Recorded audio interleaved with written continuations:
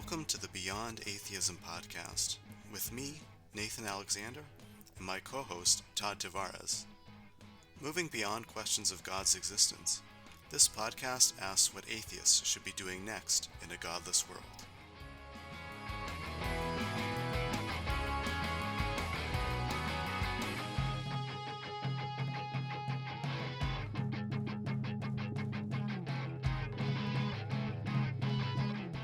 The declining importance of religion is having profound implications across Western societies. To learn more about why this change is happening and what it means, we are joined by Phil Zuckerman. He's a professor of sociology at Pitzer College in Claremont, California, where he founded the first secular studies program. Additionally, he is the author of several books, including What It Means to Be Moral, The Nonreligious, Living the Secular Life, Faith No More, and Society Without God. Phil, welcome to Beyond Atheism. Oh, thank you so much. Glad to be a guest. Honored. Yeah, I'm glad you found time between writing all these books. Yes, I try to. I'm trying. You bet. Yeah, I got a new one I'm working on with Isabella Castlestrand and Ryan Cragen. That's almost done, so that'll be out hopefully next year. Oh, nice. Yeah, you'll have to come back on next year. But before you come back, let's start today. Nathan, you have an easy question. Where do you want to start? Yeah, this is a simple one, softball question, although it's, to some people, maybe it's controversial. Is secularization happening? Oh, absolutely. And to anyone who thinks that's controversial, they're either an ideologue or something's wrong, or they haven't familiarized themselves with the data, or all three. Yeah, I mean, there's just no question about it. There was basically, how can I say this? Okay, how about this? About 100 years ago or so, some early social scientists predicted the imminent end of religion in very simplistic terms. Durkheim threw out a few sentences in his entire corpus. Weber threw out a few sentences in his entire corpus. Marx hardly, a few here and there. It was not a coherent, cogent, formulated social scientific theory. It was just simply, religion's on the way out, and that was sort of taken for granted for a while. Up through certainly in the 50s, it was taken for granted, 60s, 70s, and then some people, religious people, Andrew Greeley, who was a priest, Robert Bella, who I believe was a believer, although I'm not sure about that, started to, I think, appropriately critique that and those initial proclamations as either unscientific or with lacking data or whatnot. And then this blowhard Rodney Stark, who's basically like a Stalinist in sheep's clothing, he just went crazy saying, and he presented himself as an empiricist. He presented himself as a data guy. He presented himself as a clear thinker. And he said, there's no secularization at all. Not at all. The world's more religious than ever. And he got a lot of people excited. People were like, yeah, this guy knows what he's talking about. And now he started about 30 years ago. We've got the data. We've got international data. We've got, country by country data. And basically, all the major premises of classical secularization theory are holding true. When societies become wealthier, more democratic, more egalitarian, more industrialized, when life is better for more people, they have more existential security, all aspects of religion, belief, behavior, and belonging tend to go down. So while that's definitely happening, and in our forthcoming book, we present all the data. So one of the things that we've talked about on Beyond Atheism before about secularization was either the sort of coercive types, the Soviet Union, or these like historic oddballs like the Pacific Northwest and British Columbia. Okay. Where they like that was treated as like it's something special. And that was back in the 50s, where it was highly secular. Right. But you're talking about something that's very generalizable. Yeah. What are the this? So this is this happening everywhere? And when we talk about secularization, what are we talking about? What are the big changes? Oh, yeah, you got it. Okay, thanks. I love talking about this stuff. Okay, like with anything, you have to define your terms. What do you mean by religion? What do you mean by secularization? And so on and so forth. So when I'm talking about are the three B's, belief, behavior, and belonging, because these are operationalizable, they're studyable, they're observable, or at least two of the three B's are. So belief in supernatural beings or gods or goddesses or realms or nether regions or demons or angels, that's belief, religious belief. Belonging, people identifying with a religious tradition. Yes, I am a Catholic. Yes, I'm a Lutheran. Yes, I'm Jewish. Yes, I'm Muslim, blah, blah, blah. And then behavior, the things that people actually do in relation to those beliefs and those identities. So, do they attend church? Do they do body modification? Do they baptize? Do they pray? Do they study the Bible? Do they slit their foreheads? Like, what are they doing? Fasting, feasting. So those are the three levels: belief, behavior, and belonging. And you can measure those. You can ask people about their beliefs, the strength of their beliefs, if they have them or not. You can ask them about their behaviors and how they identify their belonging. So there is simply no theory of secularization that I'm aware of that says it will happen through the barrel of a gun. In other words, I don't know of any social scientist who's like, yes, if a despotic, corrupt dictatorship takes over a nation and bulldozes churches and blows up mosques and burns Bibles and makes it a capital crime to be religious, religion will die. I've never read that. I don't know that anywhere, right?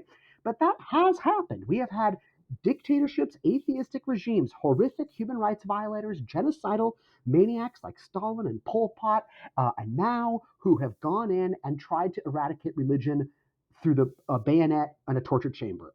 I don't think it works in the long term. Maybe you'll see, yeah, sure, people will stop going to church because they don't want their kids to get shot. But once those regimes go away, you'll see a resurgence of religion. So we see exactly that happening in many of the former Soviet Union states, for example. Now, what classical sociological theorists argue is that there are certain independent variables, for lack of a better word, like certain things that if they occur in any society, whether it's Uruguay or South Korea or the Czech Republic, if any of these things happen, you're going to see declines in religion. And these are things like increased education in the population, better life expectancy. When life becomes more secure, people have access to food, shelter, life is more stable, existentially stable. When there's democracy and people feel a sense of peace in their societies, when there are more women working in the paid labor force, when there's greater distribution of foods and services so that more people have access to the things they need, healthcare, food, housing. When those things kick in, you will see religions start to decline. And so it's not just in the Pacific Northwest. First of all, it is throughout Europe, but even places like Ireland and Poland that used to be held up as great exceptions. It's happening now in the United States. The United States has secularized more rapidly in the last 30 years than any other industrialized nation. It's happening in South America. It's happening all over Asia. There are exceptions. So places, first of all, where life is still very precarious, where there's poverty and crime and warfare and dictators and hell on earth, you're going to still see religion being very strong. And in certain places where religion was oppressed and is now uh, part of it, if religion has other work to do, meaning it can help assert nationalism or help assert an ethnic pride, you will see religion still be strong. Places like Israel have seen an uptick in religiosity because they are in some kind of existential battle with their Arab/Muslim neighbors, and so nationalism and Zionism is fueled by religious identity. And conversely, so that's, I don't know. That's my take on secularization in a nutshell. I can throw out some statistics if you want, and if you want to ask about any particular societies, I'm happy to address those. But it's very important, to distinguish between organic and coercive. Coercive is that kind of forced, top down dictatorship attempt to eradicate religion. It's heinous, it's disgusting, it's immoral, and it's deadly. But organic secularization is what you see in Norway, in Uruguay, in the Czech Republic, in Scotland. It's what you see in British Columbia. It's what you see when, people just stop caring. They're not So threatened, they just stop caring. yeah, it's not just an outgrowth of what we would think of as economic development. It's particular types of economic development. I think economic development is simply one of the factors, but the data points to what Norris and Engelhart, they wrote a book called The Sacred and the Secular, and Englehart's just come out with another one before he died called, I think, The Decline of Religion. I have to double check that. But these are empirical, data-rich analyses that say it's not just wealth coming to a nation. Swaziland's got a lot of wealth. It's just held by the dictator there. The United States has a lot of wealth. It's just held by the 1%. So it's not just basic like, oh, a society gets rich and suddenly religion disappears. However, if that wealth is more even, it doesn't have to be completely evenly distributed. I mean, it doesn't have to be Denmark, which has the best levels of equality in terms of a Gini coefficient. But it doesn't have to be that. It's just if that money is invested in things like healthcare, education, elder care, child care. So if the infrastructure benefits from that wealth and that economic development, and you see this in places like South Korea. South Korea used to be one of the poorest nations on the earth, and in about 75 years, they entered the top 20 most wealthiest nations, and their religiosity has subsequently plummeted. Like more than fewer than 50% of the population even believes in God anymore there. And again, but again, they also have these other things. They have free healthcare, free education. I mean, they have other problems too. Don't get me wrong. These places aren't like it's not like they're all wonderful and full of balloons and popsicles. But yeah, it's economic development, but it's a certain kind of economic development. Yeah, and Korea also, I mean, to kind of back that point, one of the things instead of a public provision safety net, they still rely heavily on networks. So a lot Mm, of churches are used for networking purposes. So there's a mhm. lot of instrumentality in the religion that is there. There's no question that the Christianity in South Korea was part of a broader kind of cultural transformation, looking to the West for kind of success, a certain Western capitalist notion of success. And so you have a lot of successful megachurches in South Korea. Christianity's done really well, but it's still a minority. It's still only about 30% of South Korea. Like if you live in the States, most South Koreans you meet are Christian. But so you get this idea that, oh, everybody's Christian in South Korea. It's only about 30%. I wanted to ask about the future of secularization. Do you think we're going to reach a sort of plateau on that, or do you think religion is just going to continue to decline? I don't. It's very hard for me to imagine religion disappearing ever. I think it taps into too many deep-rooted psychological needs, bioevolutionary needs, social needs. I think it's just too. Our brains evolved in a certain way that are just we're so susceptible to the kinds of rewards that religion provides most people. There's also it's not just our brains. There's a social element. There's a identity element. I just think, and I could enumerate on this, but I just think there's so many needs that religion fulfills for so many people. So it's very hard for me to imagine it going away entirely anywhere. I do see it becoming marginalized. I do see it minimalizing. I do see it becoming more fringe. In places like Scandinavia, Czech Republic, China, although China's tough because they still have a bloody dictatorship in place that persecutes religion. In places like, I'm thinking of places like Scotland, the Netherlands, where religion just becomes a little bit quaint, Yeah, a right. little bit Yes. a little bit Mm. unimportant. Hmm. It doesn't have the social significance. No one is turning to religion to make great major decisions in society. However, it's too tricky. Societies and cultures and histories are too unique around the world. Like how Japanese society developed is so different from how society developed in Bolivia compared to Arkansas. So it's really hard to say. Like there are idiosyncratic cultures I think that have a different understanding of religion, different ways it's implemented, and different ways it's expressed. So I don't think there's a one size fits all to secularization theory. And then my other caveat is if shit gets really bad, like if the climate crisis continues to get bad and life becomes more and more unstable for more and more people, I don't see religion going anywhere. If anything, I see religion increasing. I mean, if life becomes like, the Walking Dead minus the zombies, but if we're all, then of course people are going to turn to tribalism, ethnocentrism, religion, because life is too terrifying. You have to believe that there's a invisible magic daddy who loves you and is looking Yes. out for you. Yes. So Mm. yeah. Now, I will say this though. Steve Bruce, who's a sociologist of religion, one of my favorites up in Aberdeen, Scotland. He's sort of the granddaddy of a lot of us academically.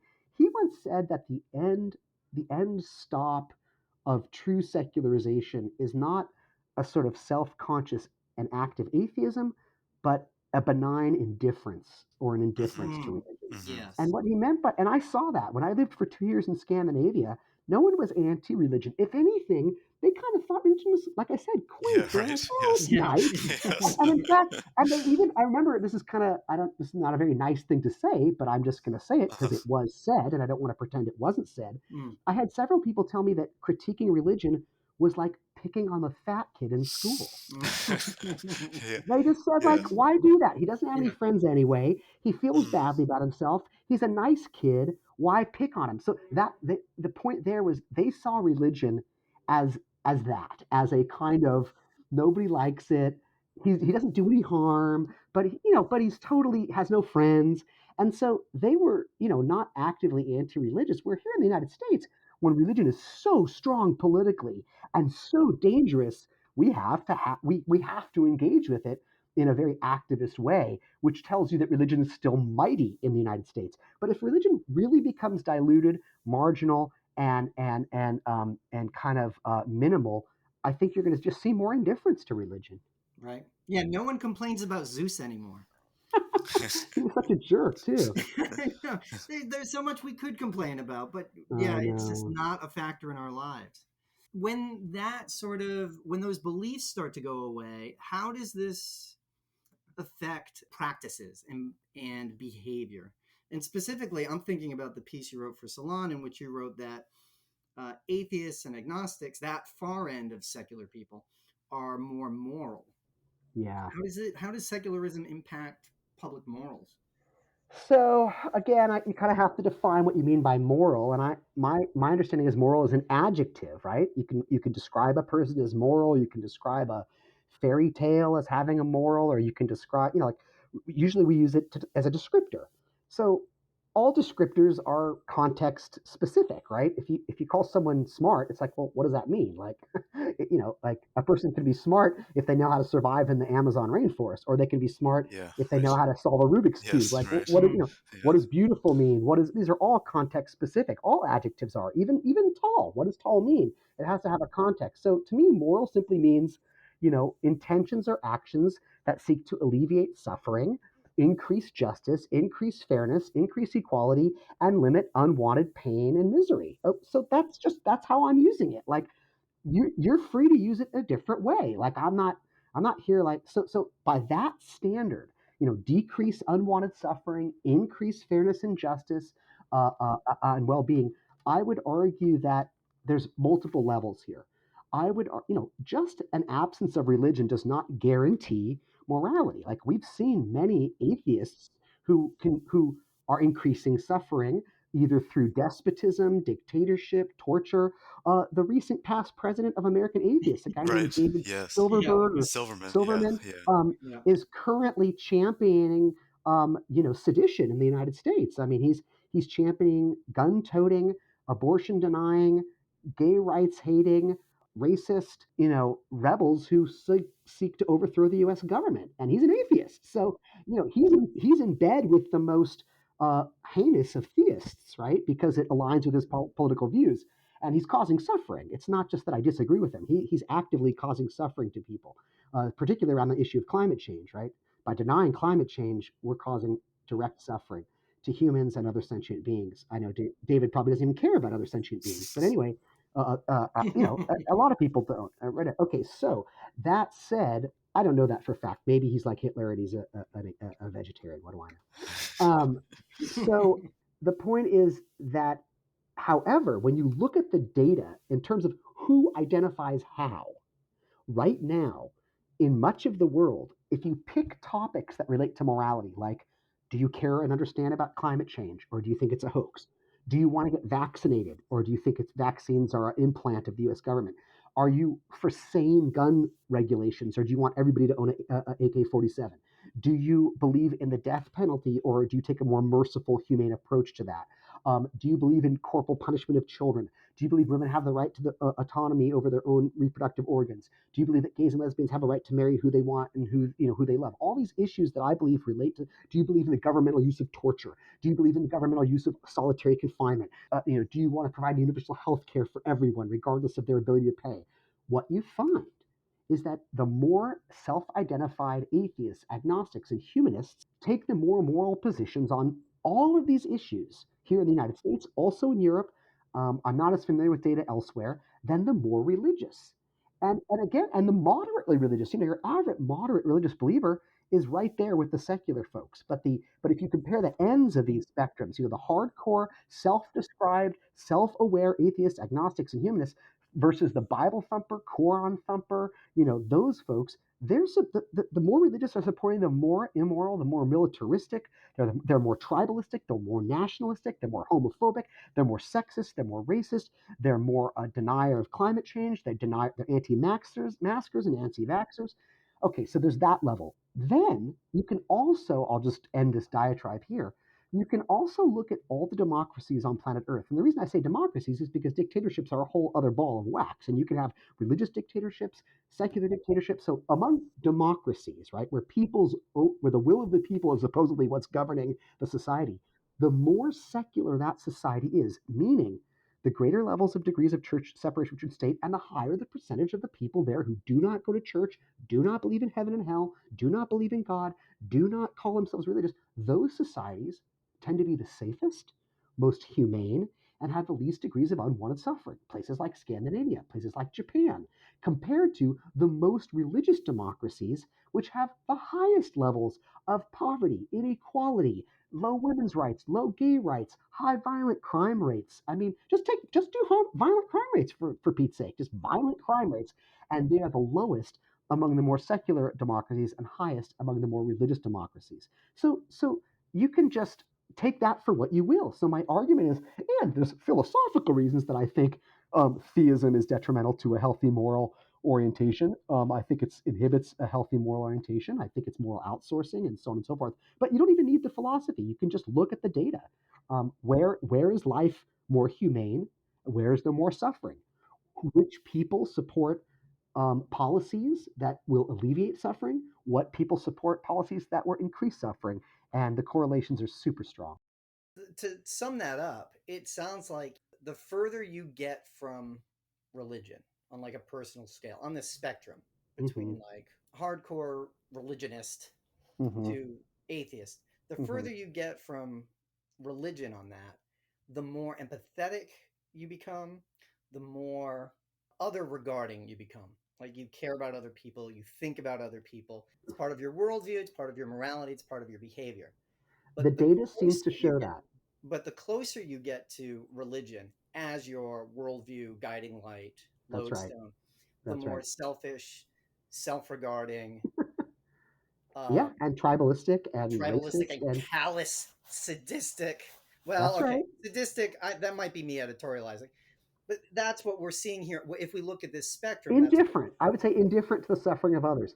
And remember, these are just correlations, so it's not absolute, right? There are some completely callous and indifferent atheists, and there are some completely compassionate and empathetic devout religious people. And it's not that religious people don't do a ton of good. They do. They do. They help when there's mudslides. They populate food banks. They volunteer. They go to places like Haiti and they help out. Like there are many religious people who are actively trying to alleviate the suffering of others. So it's not just this absolute, like I don't want atheists and agnostics to take this smug position of like, Right. oh, we're the only ones doing good. Yeah. But on average, that's all it is. All we deal in social sciences is with correlations, averages, patterns, and there's always exceptions. But on average, depending on the issue, yes, the more fundamentalistically religious you are, in other words, you think the Bible is the literal word of God, you think God actively answers prayers, pray constantly, you tend to be more indifferent to the sufferings of others, more in group oriented, less empathetic, less tolerant of others, and the more secular you are, and the less likely you are to believe in God, the more universalistic you are in orientation, the more empathetic and compassionate you are, and the less individualistic you are in terms of the in-group, out-group. So those are the correlations. Yeah, people can put that in their bong and do what they will with it, but it's the reality.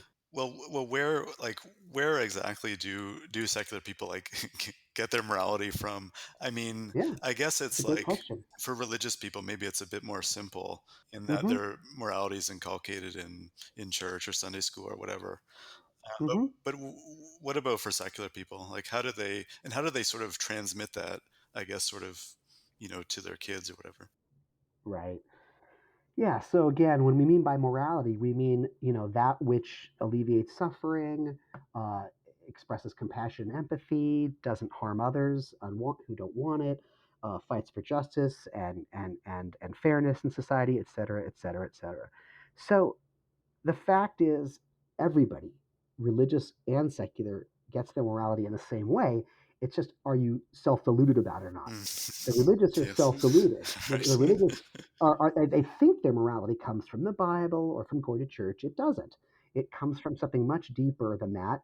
It predates the establishment of the written religions, and it goes like this: we get our morality from the following areas.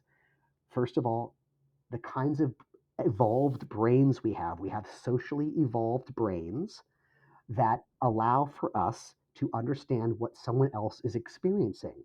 It allows for us to understand what someone else's emotional state is. So without that socially evolved brain, we wouldn't be who we are today. So all social primates have this. We have it to a very high degree. Some people call it theory of mind, but it's simply the ability to understand when someone else is suffering and what we can do to ease that suffering. And that was functional in our evolution as group pack animals. It allowed, in our long, long, long primate evolved history, those small groups of between 20 and 80 who did a better job of empathizing with each other and showing compassion, they simply had a better chance of reproducing their DNA in the next generation. Those groups that were full of callous, indifferent people died out, petered out. They didn't reproduce themselves. So we have socially evolved brains that allow for empathy and compassion and altruism. Number two, we get it from the immediate people, often our mother, the immediate caregiver who keeps us alive from 0 to 2, because we develop a relationship with that person and we experience what it means to be cared for. We experience what it feels to have needs met, dire needs like hunger and cold. As we get older, we observe unconsciously how people are behaving around us. It's called socialization, and we internalize the norms and values of those around us unconsciously. We're not even aware we're doing it.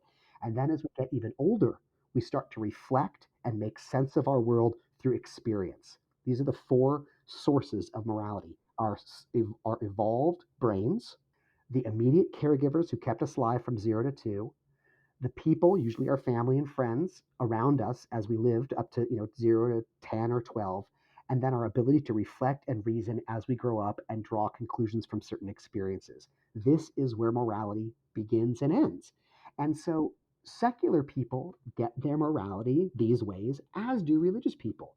The only difference is that religious people tell stories and myths and fables and narratives that repeat certain catchphrases or doctrines or tenets. Some are good, some are bad, right? Just like anything in human culture. Some of the stories in religion are wonderful. I mean, I love the story of Cain and Abel. In the story of Cain and Abel is a great moral which says if a parent favors one child over another, it's going to end in murder. Like, it doesn't go well. And so both Cain and Abel give their heavenly father an offering, and the heavenly father likes one offering and not the other. This breeds resentment, jealousy, envy, and hatred. Hello, it's just basic psychology 101. It's really a good story. Now, it's told wrong though. The church is saying, "Oh, look, this is the first murder, and you should care about your brother." So these are just stories, like any story. They're up for interpretation. So sometimes the stories that religions tell are wonderful and ethical and moral. Sometimes the stories religions tell are nonsensical or even counterproductive. So, what I would say is religious people are uh, fooling themselves if they think they're getting their morals from the Bible. We know they're not getting their morals from the Bible. The Bible preaches for slavery. I don't know anybody who's advocating for slavery. Clearly, they're overriding that. They don't want to kill witches. That's right there in the Bible. People interpret these stories based on their pre-religious or under, I don't know what the word is. The morality supersedes the religious stories and dictates usually. And so secular people, the disadvantage is they don't, because they're not being told these things regularly in stories and scriptures and stuff, they actually also sometimes forget.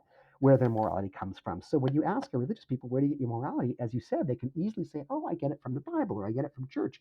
And often when you ask secular people where they get their morals, they're actually stumped. Yeah, They kind of right. scratch Yes. their head. They're like, Yes. I never really thought about it. It doesn't Yes. mean they don't have them. Yeah. It just means Yeah. that they haven't had to lay them out in some kind of and think about where it comes from because it is complex Yeah. how we become moral beings. There's no simple pat answer to that question. Yeah. I guess it does. Something like this morality, it is internalized to the point where we don't question it. It's just something we Absolutely. feel, right? Absolutely. I mean, you if you feel disgust and pain when you see a baby about to fall out of its carriage. You feel horrible when you see someone getting punched in the face. Like we have visceral, Mm-hmm. most of us, Mm-hmm. and if we don't have those things, there's a psychological description for that. Like if you are totally indifferent to the suffering of others, you have a psychological problem. Like there's something wrong with you, and it's often biochemical. It's often neurological. They can actually see where in the brain there is brain damage for people who are not affected by the suffering of others. Now, that's not to say that you can be socialized to hate. You can be socialized to see other humans as inhuman. No question about it. I mean, the big rub is that we evolved as small groups of primates between 20 and 80 people, which meant we developed an in group favoritism and an out group suspicion and hostility, which is very easily tapped. So there's no question that people can be sort of not psychopathic and yet still be indifferent to the lynching of someone of another race or the beheading of someone of another religion. So that's clearly common, but I don't think it's the overriding disposition. I think the overriding disposition is most of us feel disgust at the suffering of others. We feel disturbed by the suffering of others, and we don't actively seek to do it. And while there are flare ups, genocides flare up, and tribal hostilities flare up, I see those as flare ups, not the default position. I think the default position is most people, most of the time, don't want to inflict pain and suffering on others, don't want to experience themselves, and just want to get on and get by. I wanted to ask about politics, sort of like maybe another level kind of removed from morality. Okay. In a previous episode, we kind of talked about this idea of maybe there's some kind of something inherent maybe to atheist politics. And I sort of thought a way to think about it is this slogan, no gods, no masters, which might help to Yeah. sort of explain atheist politics. I'm wondering, like, do you think there's any kind of inherent political views to atheism? Ugh, yes and no. Okay, so what I would say is there need not be. In other words, atheism is simply not believing in God.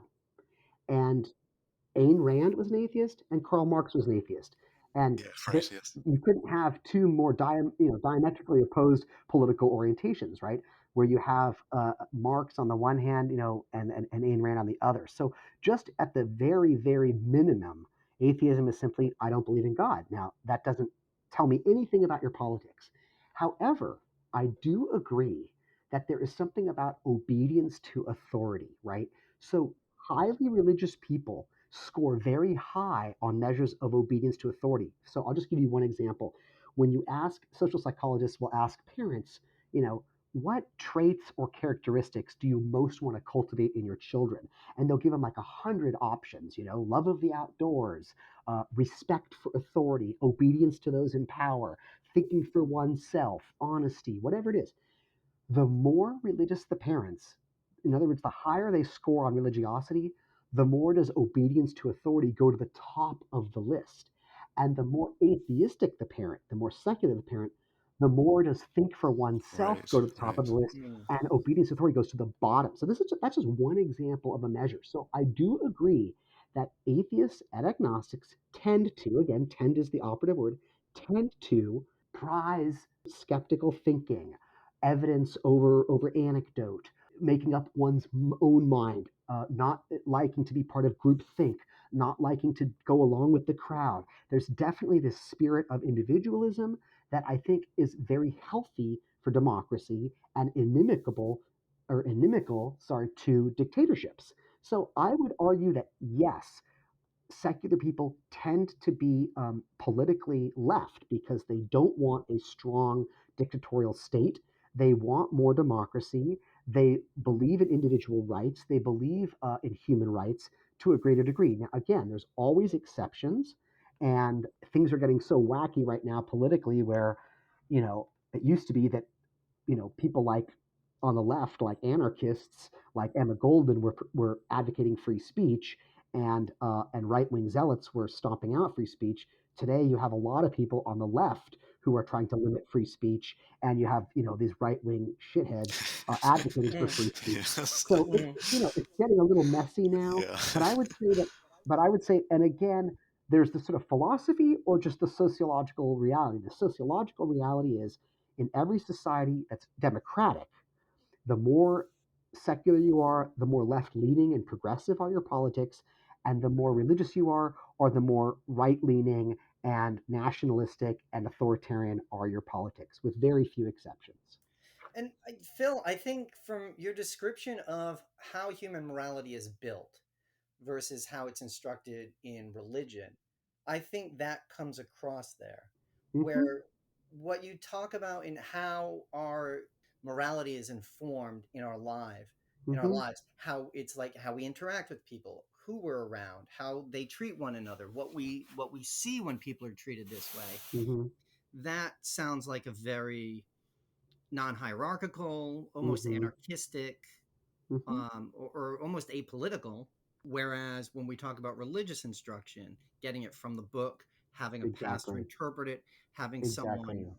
tell us what it means and That's how to behave. exactly right. And that's why that's why I call it moral outsourcing. If you're letting someone else tell you how to live, whether that someone else is a drill sergeant, a pastor, a politician, or a magical invisible deity, you are saying, I'm giving up my conscience, my ability to, are my actions causing harm or aren't they? Who is benefiting? It's just simply following orders. And we know that following orders is an abdication of moral reasoning, moral agency, and it's not a defense. That's what the Nuremberg trials told us. We said, no, you can't just say I was following orders. That's not an acceptable excuse anymore. But at the end of the day, religious morality at the end of the day is reduced to, I'm just following rules. It is an abdication. It's an amorality. Or worse. And, the thing is, what I thought of what you were talking about is like a secular person is more likely to say, well, why is this the law? They're not going to say, well, the law is the law. They're going to say, well, why? And they're going to say, well, that law is unjust. Or they're going to say, well, that law causes harm, so I'm not bound to follow it. Now, I may suffer for that. You may throw me in jail. You may, that, and I'm going to have to make that choice. Like, is it worth taking a stand here? Am I not going to go to Vietnam and instead, like David Harris did, the student body president at Stanford, spend a year in jail? Well, we all have to make that choice.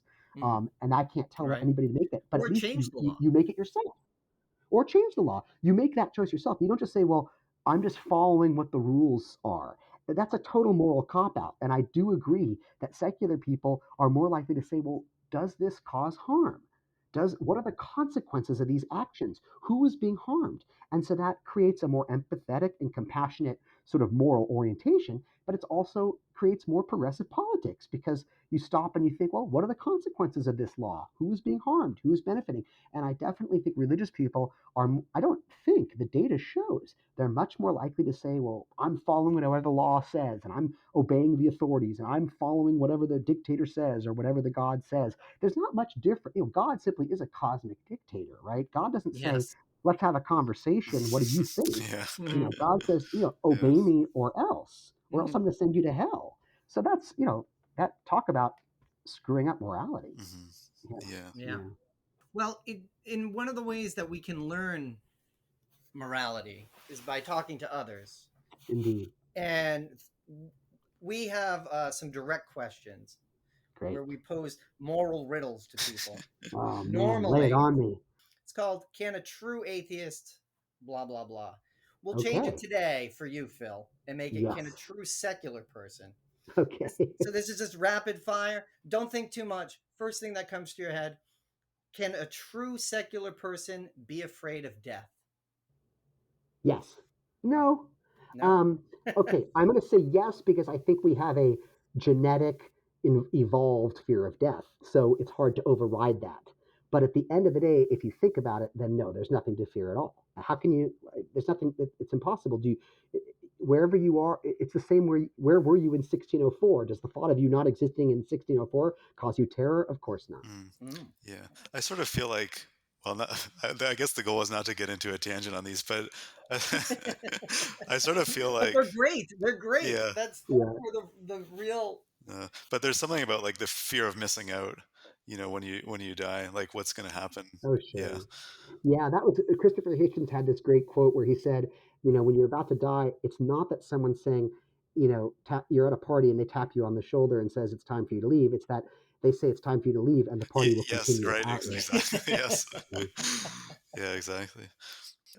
Okay. Next question. This one's a real tough one. Can a true secular person use the prayer emoji? Yes.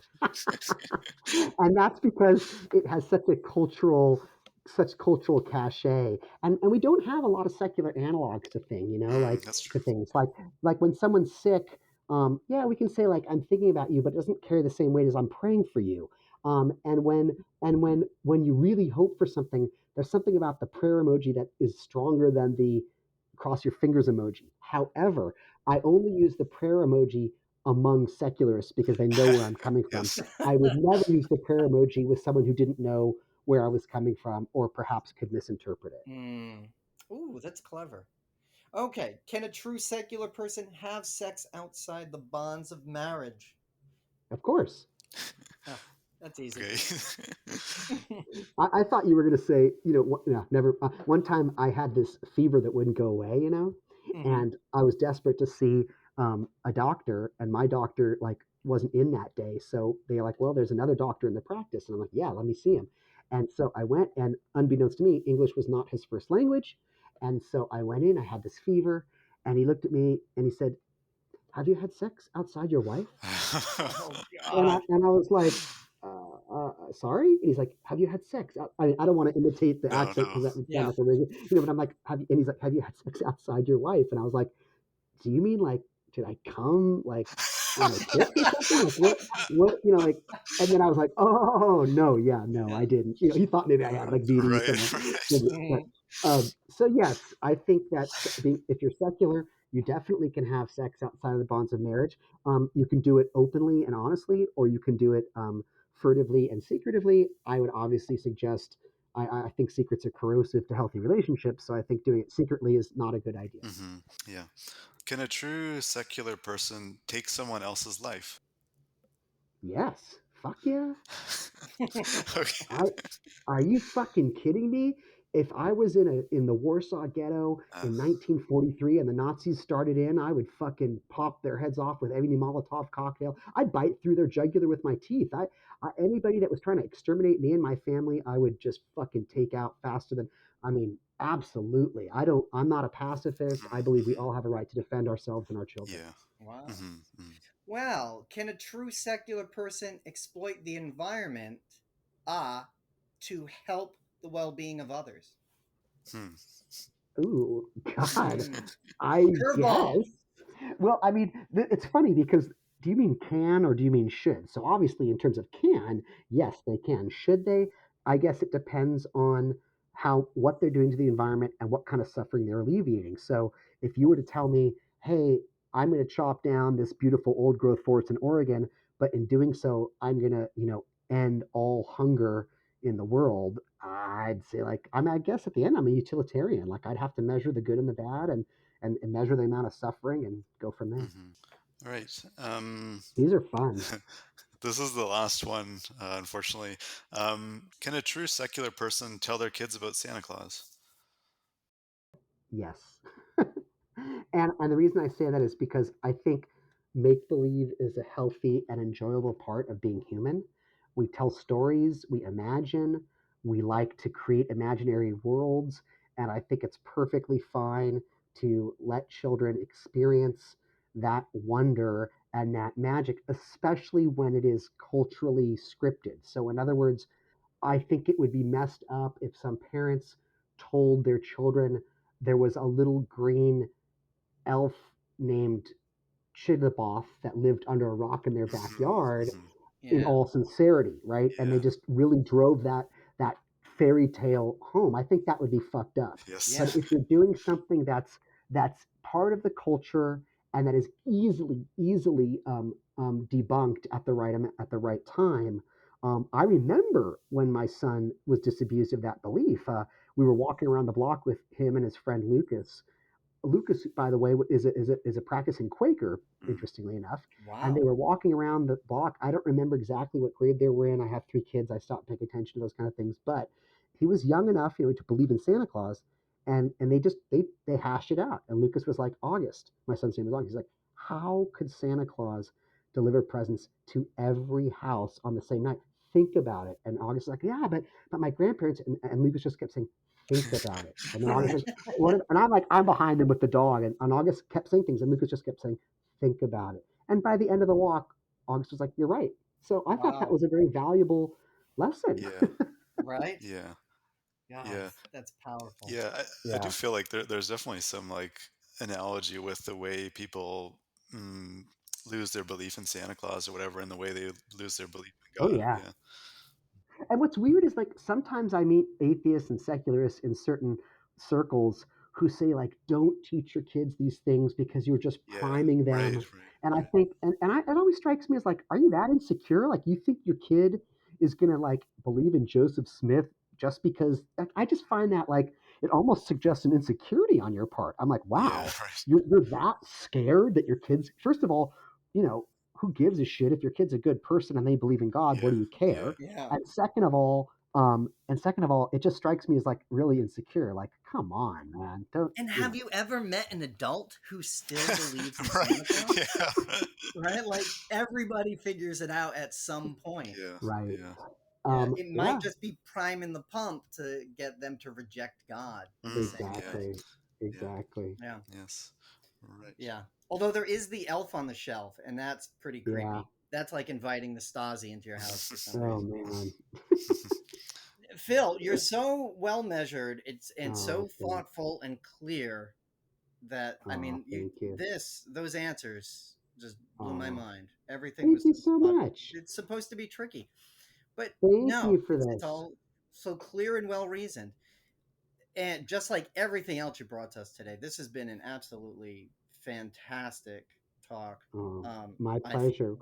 My I'm, pleasure. Thank you so I'm much. Will you let me know when it goes live or whatever? absolutely. We'd love to. We definitely will. Is there anything else you want to plug? Any books? Do you have a book out Um, or any articles upcoming that we should be looking for? The only thing I would say is there's a new edition of Society Without God. It's expanded, updated, and revised. So a lot of people like that book, but it came out 10 years ago. So there's a new revised, updated, and expanded version.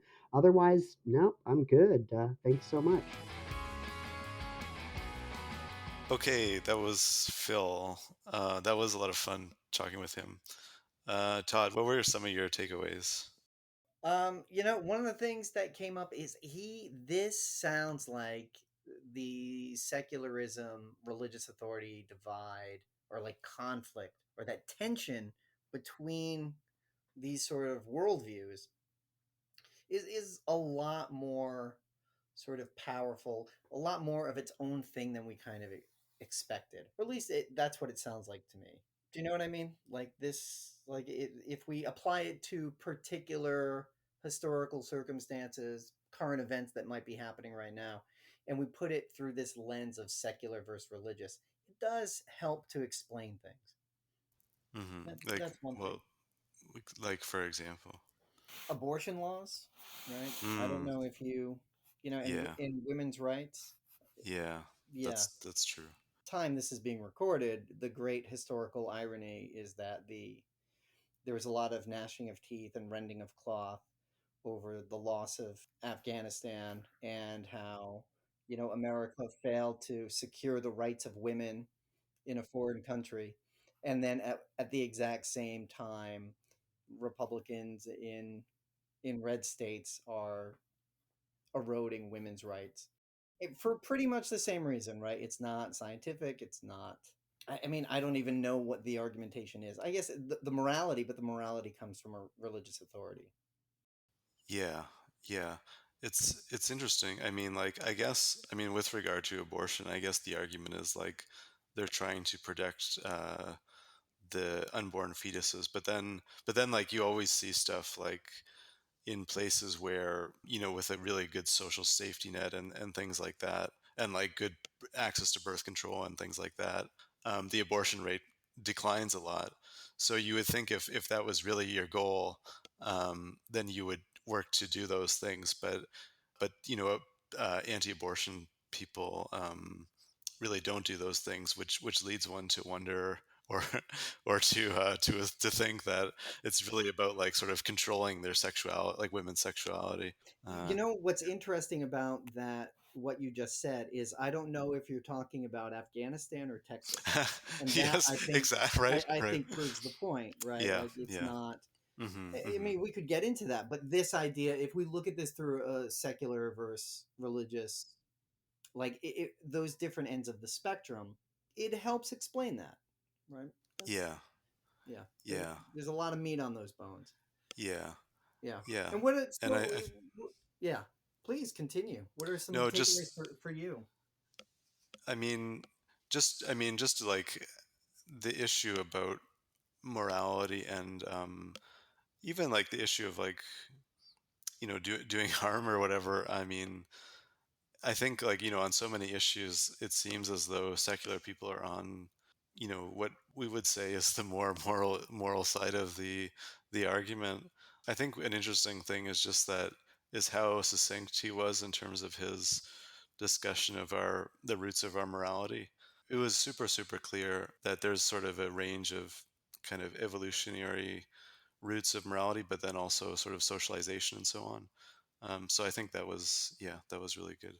Yeah, totally. And I mean, the way he discusses that moral construction is, these sort of the network effects as they are, right? How socialization does it. Like that's a very diffuse form of power where you learn by seeing how other people behave. And that, like, there's no central locus for power. And if you look at it on a spectrum and you wonder why these progressive people who want freedom, right, freedom from religion feel this way, it makes total sense, right? That you have a worldview that says this is how we know what's right and wrong. It's how we treat one another. It's how we're taught. It's how we this lived experience that informs us and allows us to create these rules that we impose on ourselves. That's where morality comes from, as opposed to people who say no, someone needs to tell us what to do, and that Yeah, we don't want to be part of just being dictated to by yeah. some sky tyrant. Hmm. I think so much of it is bound up in this question about authority, and where, yeah, like is it us who kind of shapes our morality, or is it something above us? I mean, in this like imagined hierarchy or something. And yeah, it's really interesting. And one thing that was lacking is, I noticed he used correlation a lot, Yeah, that's true. right? Yes. So it's like these things are related to one another. We're not sure how. The way like murders and ice cream are related. They go up in the summer, they go down in the winter, right? Yeah, right. um, there might be something different actually causing this. But what it led to, well, I mean, back in the beginning, is he talked about like different forms of political development and economic development. And if we want, and I think if we want to move beyond just atheism, we want a secular world, we want freedom from religious authorities, from their dictatorship. What we need to do is advocate and get these particular forms of development. And like having secular studies actually go and like investigate like what are the things that are related to a secular society is incredibly meaningful and incredibly powerful for us moving forward and creating the world that we want to live in. So I mean, that's I'm going to have to check out some of his books. It's going to be a great resource. We'll put links in the description below for that. Nathan, anything else you want to? Yeah, and it sort of ties in with the bonus segment, which is Of course, for we'll check out. patrons of our Patreon page. Yeah, just that like this issue about is secularization is it the product of something else, or is it itself causing things, or yeah, is it caused, or is it? Oh I mean, yeah, right. but I think. Yeah, does it have the agency? Does it have Mhm. causation? Nathan, maybe you should explain how Patreon works. uh, How can people get access to these bonus segments? Go on our Patreon page, and then you can subscribe to get access to the bonus. It's $5 a month, and then you get access to the bonus stuff. And yeah, there's other tiers as well where you get different stuff. So yeah, we definitely. And it just gets better and better. Yeah, it was. Yeah, yeah, exactly. Yeah, so we definitely appreciate that. And yeah, if you're enjoying the show. Anything else coming up, Nathan? Yeah, one other thing I wanted to mention, on September 15th, which is coming up really soon, there's a virtual book launch for this Cambridge History of Atheism. So it should be cool. Oh, I've got a chapter in that book as well, I should say. Uh, Oh, fantastic. yeah. Um, Yes. I'm not going to be speaking at it. Oh, but actually, I should say Victoria Smolkin, who was on a previous episode, she's going to be one of the speakers. So yeah, so we'll put the link there in the description. Let's say, oh, big thanks to Red Japan. Complaints, problems, as always, send those to Nath G. Alexander on the On twits. Twitter, yes. Yep. Yeah. And I think, other than that, so just thank you guys for listening. Like and subscribe. Smash the button. Pull the string. Do they kick the dog? Is that how it works? Not recommended. Not recommend. Don't kick the dog. No. And yeah, we'll see you Right. next time.